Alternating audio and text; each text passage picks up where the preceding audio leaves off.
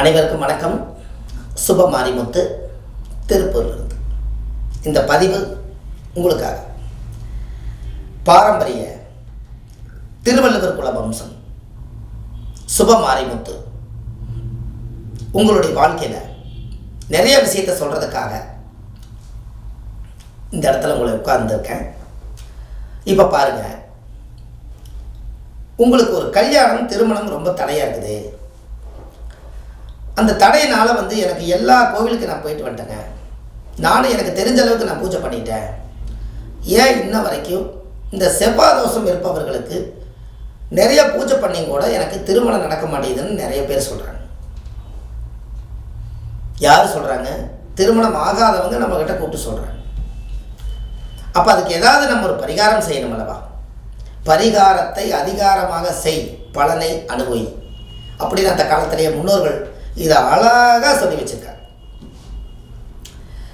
அப்போ உங்களுடைய ஜாதகத்தில் செவ்வாய்னா யாரு? முருகர். சரி, செவ்வாயுடைய நிறம் என்ன? இரத்த கலர், சிவப்பு.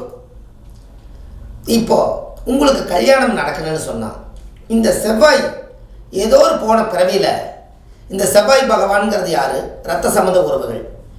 நாம் இந்த அண்ணன் தம்பிகளுக்கு அக்கா தங்கச்சிகளுக்கெல்லாம் ஒரு காலத்தில் சீர் செய்யலினா நம்மளுக்கு இந்த தீட்டு, அக்கா தங்கச்சிகளோட தாய் மாமனுக்கெல்லாம் நீங்கள் சீர் செய்யலினா தாய் மாமனை பிறந்து வேஸ்ட்டு, இப்படியெல்லாம் அந்த காலத்தில் முன்னோர்கள் சொல்லுவாங்க. அப்போ இந்த முன்னோர்கள் இதெல்லாம் சொல்கிறது எல்லாமே அந்த காலத்தில் இதெல்லாம் செய்யாதனால இந்த ஜென்மத்தில் அதே செவ்வாய் சகோதர சகோதரியாக இருக்கிறனால கூட பிறந்தவர்களுக்கு நம்ம சிறப்பாக செய்யலினால் அந்த செவ்வாயே தோஷமாயிருது. அதனால் காலப்போக்கில் செவ்வாய் தோஷம். உங்களுக்கு ஒன்று தெரியுமா?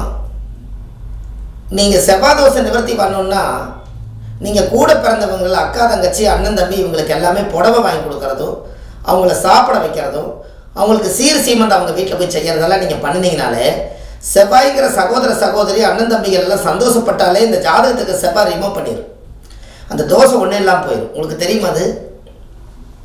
நீங்கள் கண்டிப்பாக ஒரு நாள் நீங்கள் அதை செய்யுங்க. உங்கள் வாழ்க்கை ரொம்ப சிறப்பாக.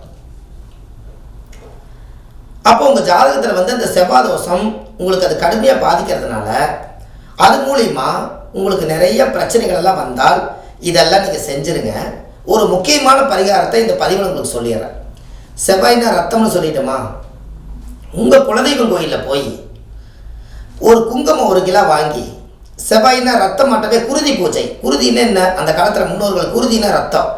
குருதி பூஜை ஒரு சின்ன ஒரு தீர்த்த குடத்தில் 1 குடம் தீர்த்தத்துக்குள்ளே பால் ஊற்றுறதுக்கு பதிலாக தீர்த்தத்தில் என்ன பண்ணுறீங்க?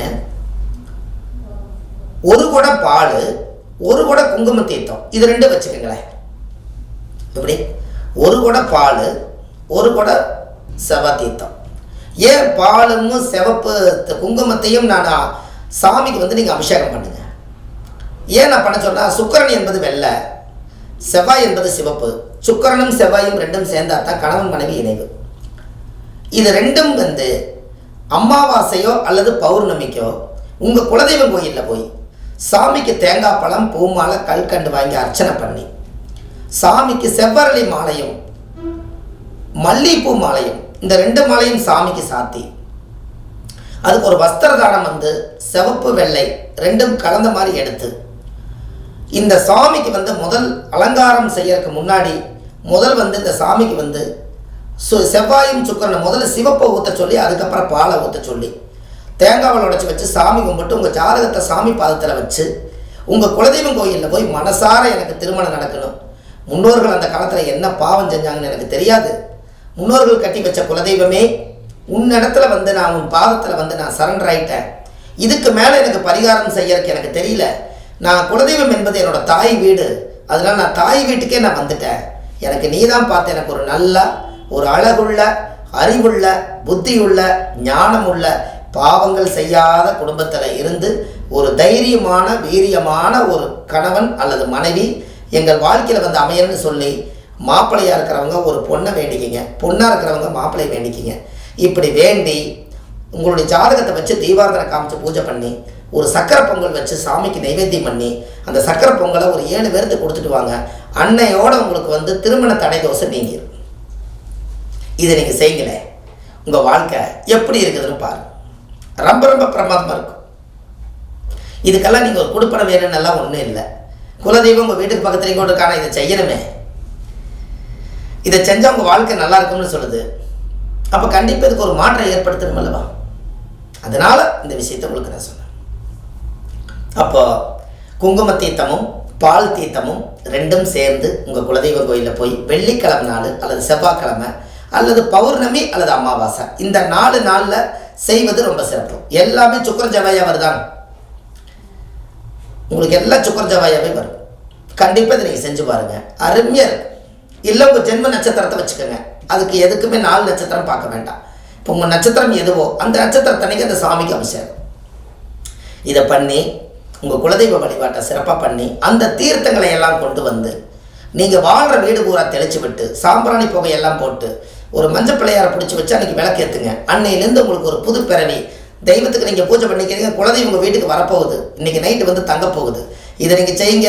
உங்கள் வாழ்க்கை நல்லா வாழ்க்கை தங்குச்சுன்னா, குலதெய்வம் தங்குச்சுன்னா உங்கள் வாழ்க்கையும் தங்கிடும். அவ்வளோதான். இதை செய்யுங்க.